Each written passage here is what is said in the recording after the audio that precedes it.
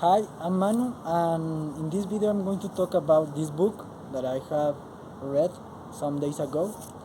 Uh, the book is The Mamba Mentality. It's written by Kobe Bryant. She's already dead.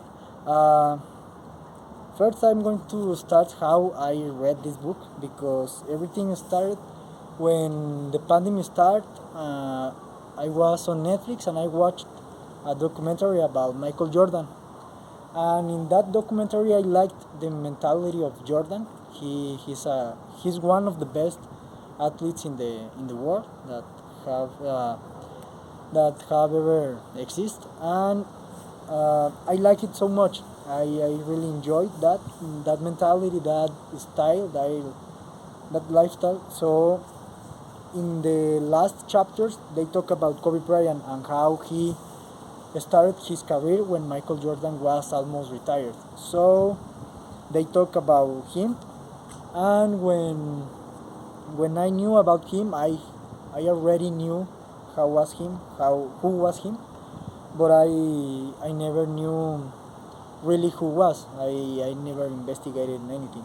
So when I start investigating, I realized how important he was for Lakers, his team, and for for his teammates, for fans, for everyone. He was an inspiration for a lot of athletes, for a lot of people in the world, and I thought that why he is so famous, and he's famous because of his Mamba mentality. And in the next, so what is Mamba mentality? Mamba mentality it's a lifestyle I will define as it of Kobe Bryant. He started that kind of life that it's all about work, all about effort, uh, all about everything you want to achieve. You have to work, you have to learn, you have to be open, you have to love. You have to love because if you want to work and you want to be dedicated, you have to love what you do. Not love the number, if you win or you lose. It's all about the process, loving the process, and it's all about this book. In this book, we knew something about his career, how he started, and like a biography, but it's more about an anecdotes and the style of him, how he worked. He always woke up so early, 4 o'clock, to train, then go to home, be with his children, and again train, and again rest, and it was every time working again. Um, he he showed how one thing that I love of this book is his his open mind. He always want to learn from everyone. Could be a young player or could be Michael Jordan, Magic Johnson, players who has been amazing for basketball and for sports. But he always want to learn. He always start watching games, watching his rivals, watching his teammates, watching everything, learning, training, try to improve, and improve again. And since he was young, of course, when he started get older, his mentality was smarter, and he was smarter. But that that love for the process, that love for his sport was always since he was 18 when he started his career, and when he get retired in 2016, it was always the same.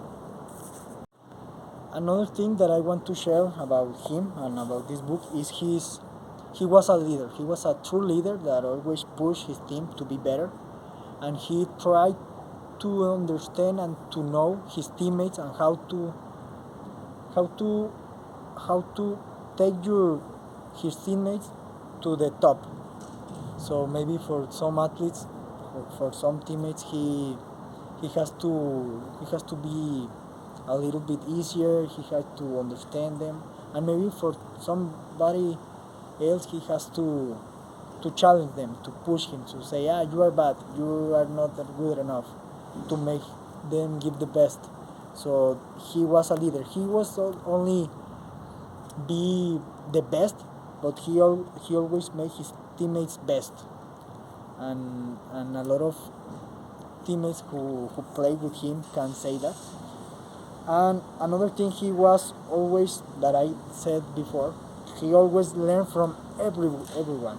He always tried to understand, to say how to beat a team, another good athlete. So he always tried to learn, to learn, to learn, to learn. He knows he was good, but he always want to be better. He always want to be working, working, working again. And that's something that I love of him, and of this book. Another thing that I want to check his mentality about the game, how he programmed, how he his mindset before the game. He always laughing and playing, and he was so kind with the guys, with the kids, with the public, with the fans.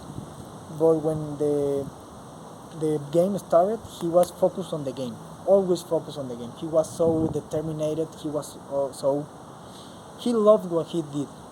So that's something that I like the most. And how he was a leader. I always want to be a good leader, and that's what I try in my life. But he was so good on that, making his teammates better. That's another point that I wanted to share. The last thing before my personal conclusion and how I interpret this book. The last thing is his how he see, how he feel the win or lost. He of course always worked to be the best and to win championships. But of course, like in life, you never win always and you never lose always. Of course, you can do a lot of things to win more frequently than lose, but you have to understand that you are going to lose in some moment, in some point. You are going to be bad, you are going to feel a shit. But he has a phrase that I love it, and it says, "However, win and defeat are exactly the same for me. I am at the gym at the same time, with the same energy, after losing 50 games or after losing a championship. It doesn't change for me." So that's how I understand that he loves the process. He loves what he did, not if he won the championship, that it was a happiness, a completely happiness, joy. But he always understand that he's going to lose, and in that moment they have to learn and to enjoy that process, because you learn more from your defeats than from your achievements. So that's the last point I loved of this book.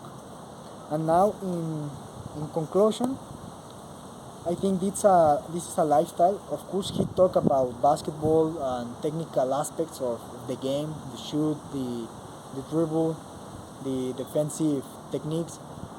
But that's translate for everything. For everything, I can translate, and I try to working what I have learned from him in my life in the school. How to be determined to wake up early, to do my homework, to learn outside my classes, to try to train, to move, to learn. That passion, that love, that's what I admire of him. So I try to give my best, as he always did, but really give my best, and all the time. Of course, it's something that you work. You cannot change that way, but you can start in some point and making and loving the process.